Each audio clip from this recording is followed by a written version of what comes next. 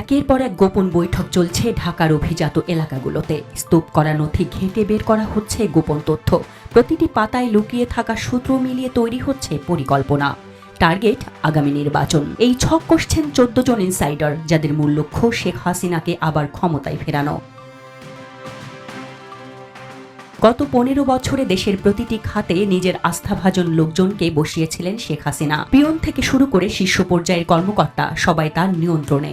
এত শক্তিশালী নেটওয়ার্ককে একদিনে ভাঙা সহজ নয়, তাই সীমান্তের ওপারে থেকেও হাসিনা কেবল একটি সুযোগের অপেক্ষায়। এবার নতুন তথ্য সামনে এসেছে।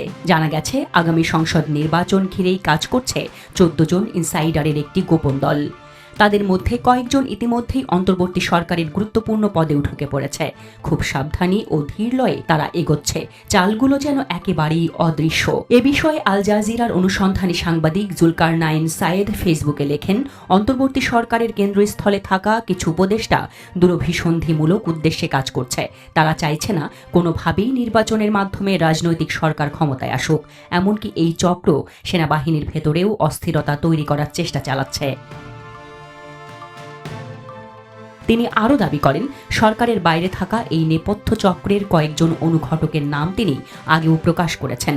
এবার সতর্ক করে বলেছেন, যদি দ্রুত ব্যবস্থা না নেওয়া হয় তাহলে দেশের সার্বভৌমত্বই হুমকির মুখে পড়বে।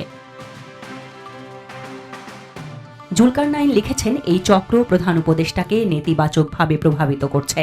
যথাসময়ে নির্বাচন না হলে ডক্টর ইউনূসও সরে দাঁড়াতে পারেন, আর সেই সুযোগে নিজেদের পথ সুগম করার জন্য মরিয়া হয়ে আছে এই দল। ইতিমধ্যেই তাদের পছন্দের একজনকে ক্যাবিনেট নেওয়া হয়েছে বলেও দাবি করেন তিনি। সাংবাদিকদের মতে এই গোপন নেটওয়ার্কে মূল ইনসাইডারের সংখ্যা 9 জন, সঙ্গে ভাইটাল আউটসাইড অ্যাক্টর আরও 5 জন। এছাড়াও আরও কিছু লোক কাজ করছে তাদের হয়ে।